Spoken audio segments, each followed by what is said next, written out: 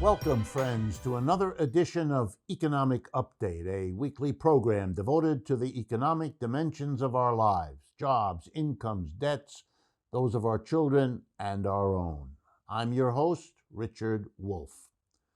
Well, with the cataclysm of over 30 million Americans unemployed, roughly 1 in 5, remembering that that's actually an undercount of how bad it is, we have to talk about this cataclysm of unemployment.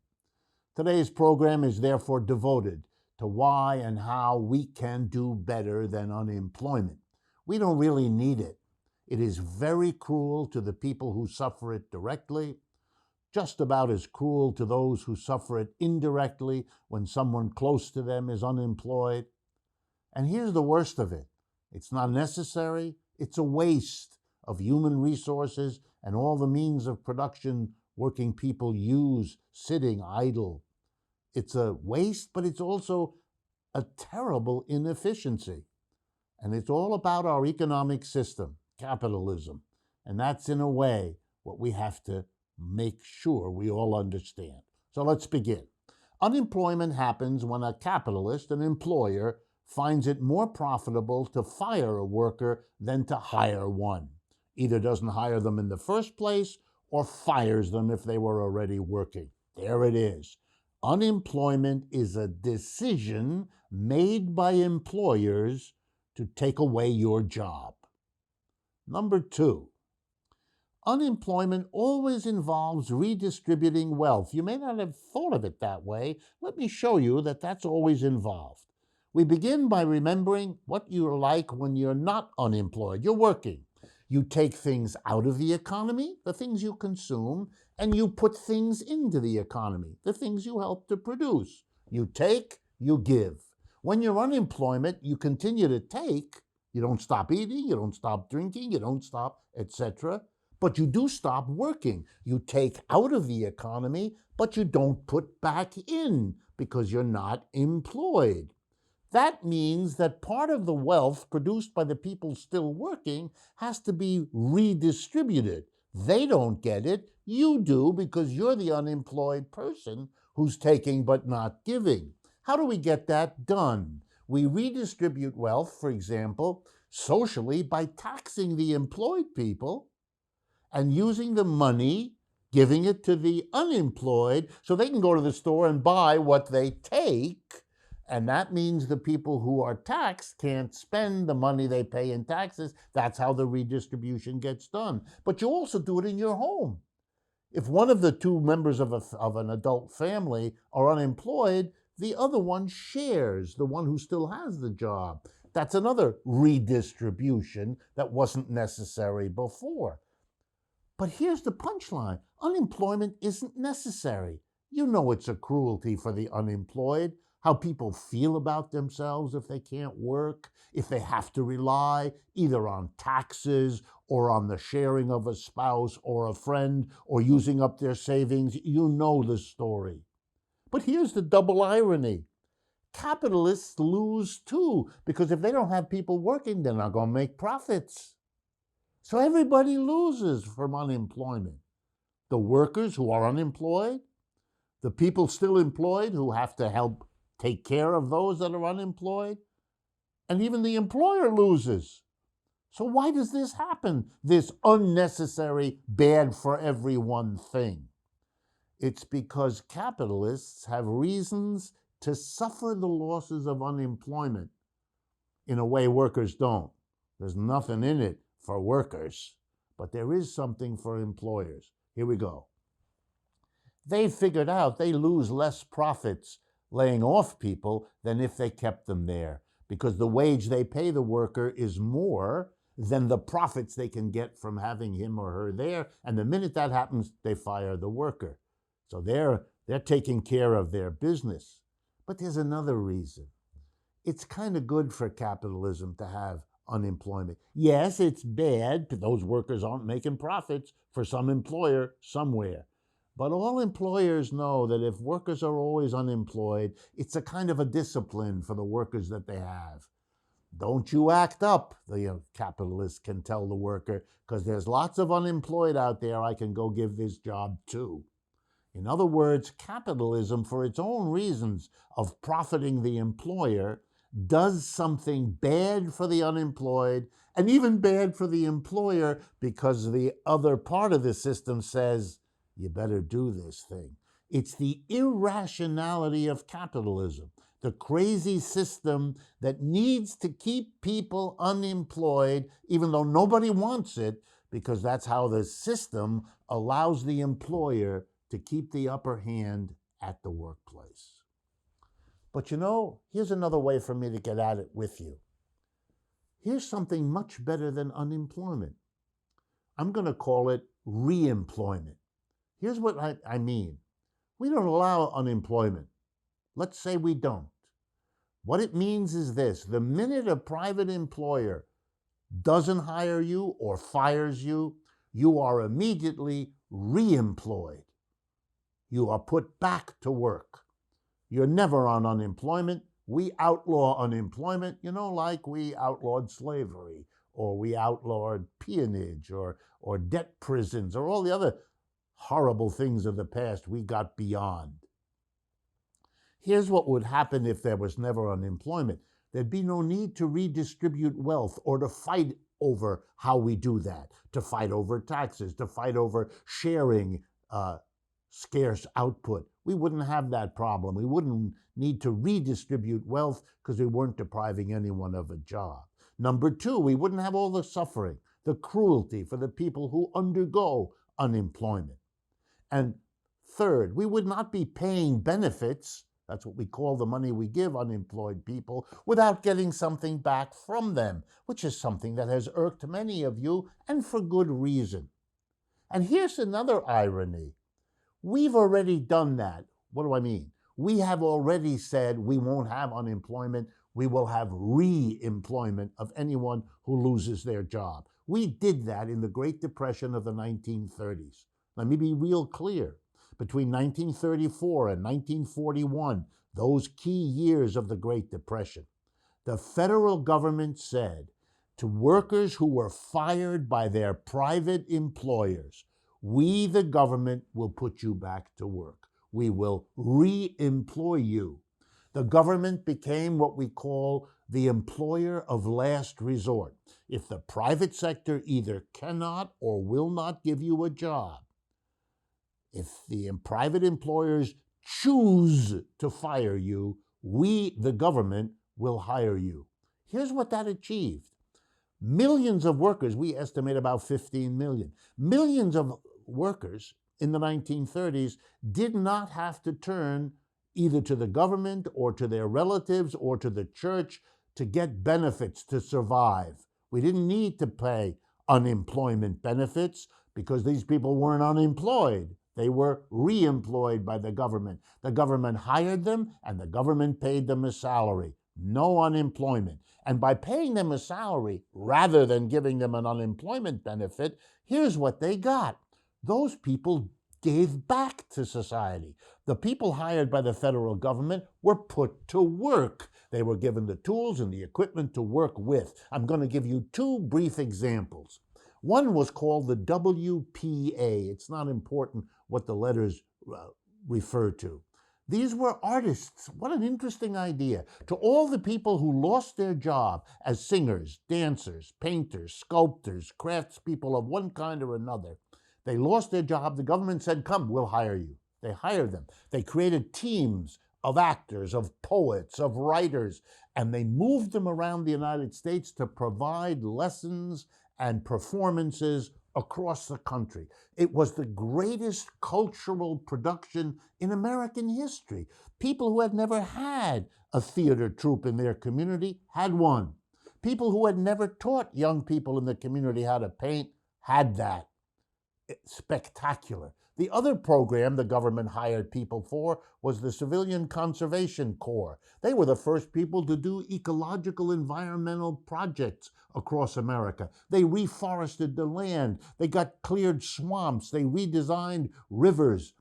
There were other examples. They built the national parks that many of you enjoy going to in the western part of our country. Wonderfully useful projects were produced by people who were paid. What a wonderfully better way of doing things than letting people languish on unemployment. What the U.S. didn't do in the Great Depression is also important. They could have put people back to work. They could have reemployed the unemployed by establishing worker co-ops, saying to unemployed people, here, we're going to give you the funds and the system. Set up your own little business, your collective co-op business. You know something? You'll give back to the society, just like if we hired you, but you'll do something else. You'll create a new way of doing business, a collective, democratic, community way of doing things. Wow! You teach the American people, as well as yourselves, what it's like to run a business in a cooperative way. You'll perhaps decide to continue when this crisis passes and build a whole sector of the American economy that was worker co-ops, that would allow all Americans to compare. What's that like? Maybe we would like that better than the capitalist hierarchical top-down system. Wow. We could have had an experiment beyond all words.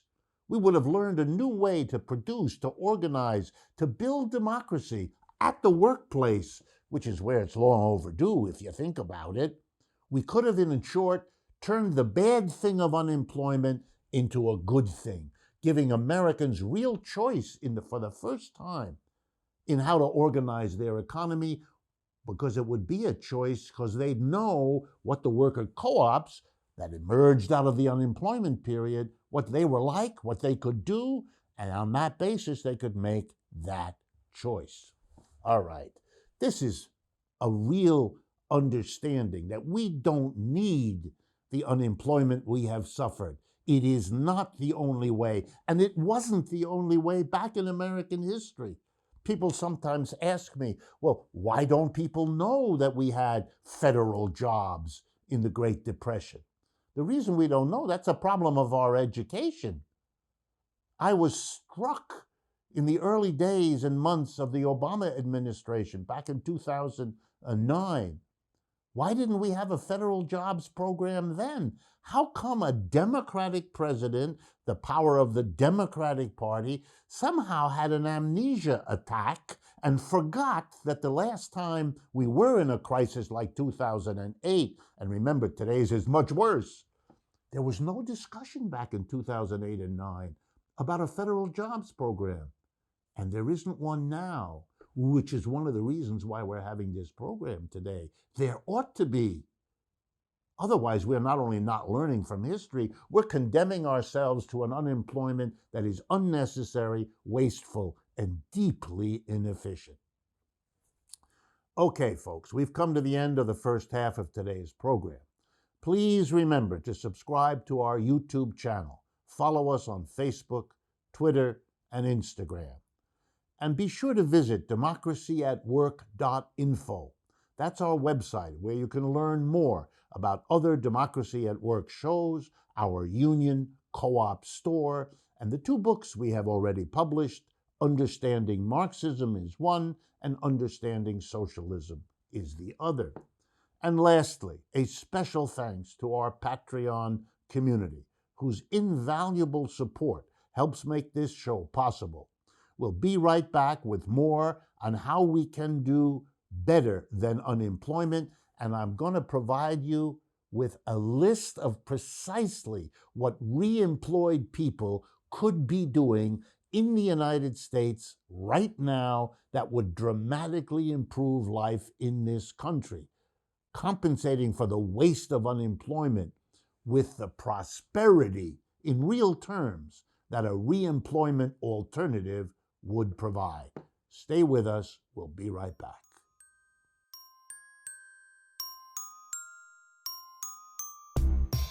Before we get into the second half of today's program, I would like to take a brief moment to ask you to consider supporting our work.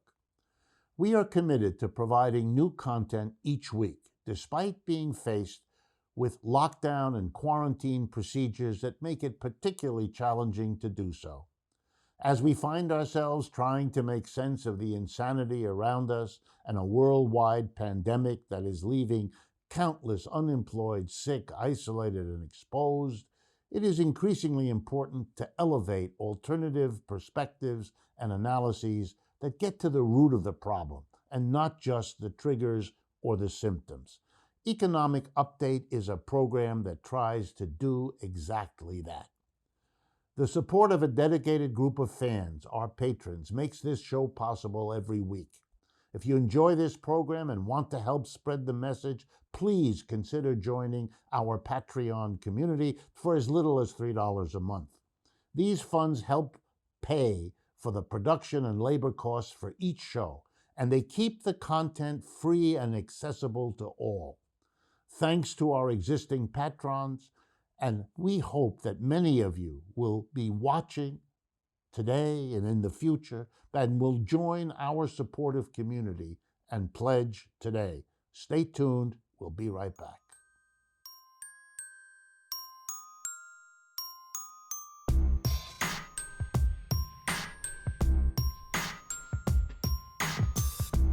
Welcome back to the second half of today's economic update.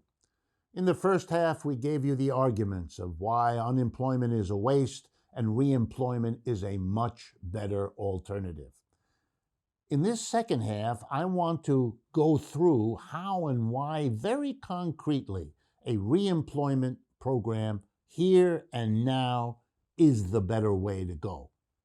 So let's begin. We could have a program, as I indicated, that combined federal employment, jobs created by the federal government, and worker co-ops, in which the federal government provided the support, the encouragement, the funds, and then wrote contracts with such worker co-ops to produce goods and services for the United States to consume. Now, we could give unemployed people a choice, if we wanted to, between unemployment and reemployment, and we could make the incentives built in the sense that what you could earn in a worker co-op or what you could earn in a federal job would be more than what you get from simply sitting unemployed, and that would make a certain sense and would allow perhaps for a few people to remain unemployed if that's really what they wanted. But it would show what the society prefers, and it's clear in my mind most unemployed people would prefer it as well, even without the incentive, but the incentive could be applied. More important is for me to be able to go through with you, which I'm going to do now, what the reemployment could be used for, what these unemployed people could be giving back to society if they were just given the opportunity, which the unemployment system does not do. So let's begin. The first, and it's the one on my mind as it is on yours, is a national mass testing program so that we can divide the American people into three groups. That's right. Let's use millions, if we need them, of the unemployed. We have 30 plus millions, remember, to do the kind of testing quickly and nationally that we have needed for at least the last 2 months and still don't have. As I am speaking, less than 2% of the American people have been tested. And why? Because it's crucial. Let me explain. When we test everybody, we will know who's not infected. That's the most important group for us right now. The people who are not infected should be known, identified, so that they can be trained. The unemployed among them can be trained to be testers, to do the job of testing quickly everybody that we need. Because the not infected, and that's what the testers will identify, the not infected are the ones who should be sent back to work the soonest, because they don't endanger neither the public they interact with nor one another. And the testing, has to be done continuously. A lot of folks are not understanding that. You may not have it this week, you may have it next week. The testing has to go on, and then we will be safe in knowing that in these jobs, non-infected people are there. The second group that they will identify, these testers, are people who are infected but have no symptoms. Those are not as safe for us as the first group, but They are less likely, because they don't have the symptoms, to pass the disease. They're not so quick to cough. They don't have the explosive behaviors that sometimes go with desperate people. And then the third group are the infected who need help, who need treatment or sequestering, and we will do that. That will do the job of keeping us safe and allow us to go back to work, which many people want, in a safe way. The unemployed could help. They want the work. We need what they could produce. Having these people not do that is unnecessary, wasteful, and deeply inefficient. We shouldn't let a capitalist system deprive us this way.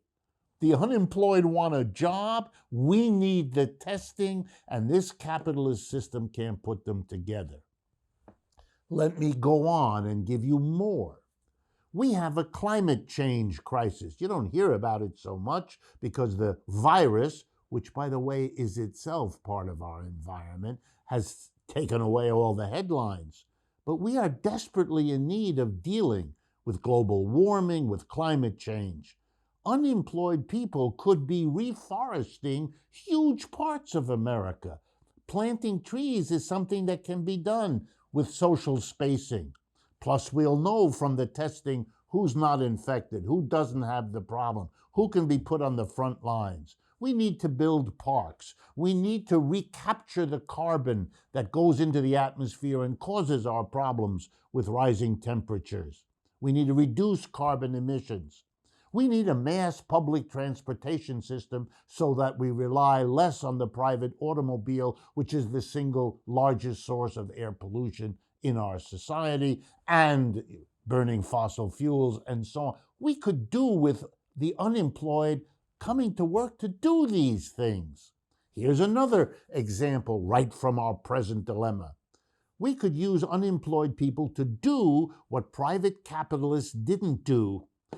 They can now produce and they can stockpile and they can monitor test kits, masks, gloves, ventilators, beds, hospitals, ICUs. In other words, we can be prepared for the next wave of this coronavirus or any other virus or pandemic that comes. We can have the preparation using the unemployed created by being unprepared for this one to make sure that doesn't happen again. That will give unemployed people very meaningful work that is very socially useful and that we badly need.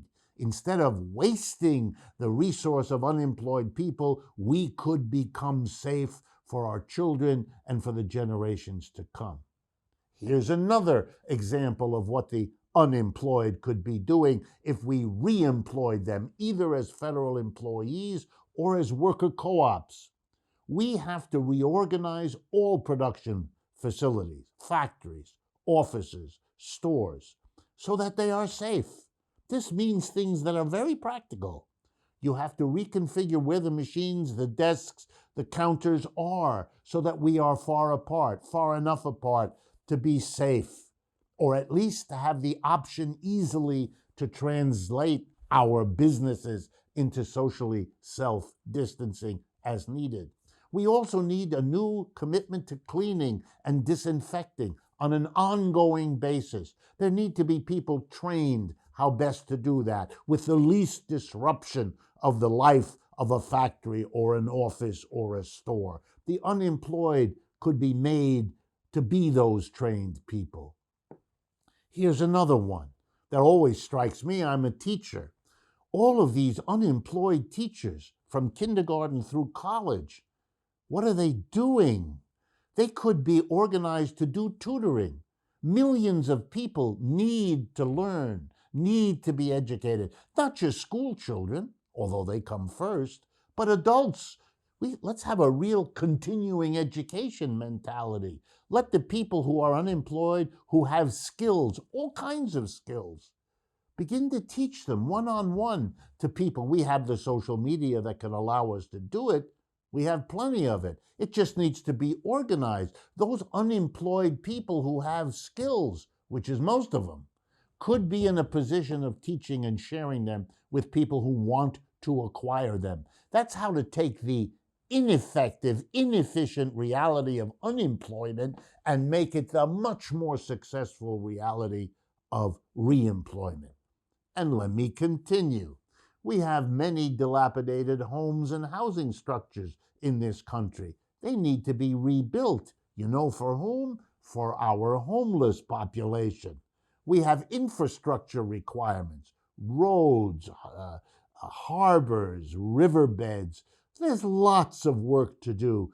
The unemployed can and want to give back to the society. They prefer a job where they get paid and they do something useful to sitting with unemployment. Unemployment is an invention of capitalism. And unemployment compensation is also an invention of capitalism. Capitalism needs to fire people when it's profitable, and it needs to have a kind of reserve army of unemployed people out there so that all workers are well disciplined because they're fearful that if they misbehave, they too will be fired and replaced by one of those that are out there desperate for work. But don't be fooled. Unemployment is good for capitalism and for capitalists to stay on top. It's not good for the unemployed people, and here's the irony, it's not good for the capitalists either. They're losing profits because the people who aren't working could be working and making profits for them. But this system has decided for them they rather suffer the loss of unemployment than suffer the risk that if everybody's working, well, then workers won't be scared and they won't be quiet about having adequate conditions, safe workplaces, a decent balance between their personal life and their job, and so all of those arguments that you know well. Here's the bottom line of what I want to get across. Unemployment is a cataclysmic waste. Unemployment today, over 30 million. We have the crisis of the virus. And this society, particularly I'm here talking about the United States, but there are other countries that are involved too. Our capitalism failed to prepare for this virus. It wasn't profitable for companies to produce the tests, the masks, the gloves, all of it, so they didn't. And a government that thinks private enterprise is the beginning and end of all wisdom didn't come in and say honestly, private capitalists didn't produce and store and stockpile all those things we need, so the government will make up for the failures of private capitalism. They can't say what I just said. They can't believe it. They can't allow it. They are the creatures of capitalism, our political leaders, as much as the CEOs of the company. So they failed to prepare. But then they made that failure worse. They doubled down on failure by throwing 30 million people out of work on top of the risk to our health. We should have been prepared. We could have been. And we should never have followed up the crisis of the virus with unemployment. We should have responded in the way Americans at their best can. If we can't work safely in these ways because of a virus, let's work in these ways. But having people sit there feeling bad because they have no job, feeling doubly bad because they're crammed and cooped up into an apartment because it isn't safe to go out, that is imposing on people two disasters when neither of them were necessary, and fundamentally, neither of them is excusable. We are living through a collapse of capitalism in the face of a virus and in the face of its own unfortunate tendency to think that unemployment is a reasonable thing for adults to do. It never was, and it isn't now. We can do better than unemployment, and I've tried to give you as concrete and particular a way of seeing that as possible. But reemployment is more than a better alternative to unemployment. Reemployment allows us to not only give people the dignity of the job, but also to create the option of worker co-ops for Americans to experience, to see, to have them fostered, to be present in every community so we can decide what kind of a mix of capitalist and worker co-op enterprises we want. Reemployment is not only better than unemployment, it teaches us what it means in practical terms to do better than capitalism. Staying with capitalism now is wasteful and unnecessary too. We can do better. Thank you all for your attention, and I look forward to speaking with you again next week.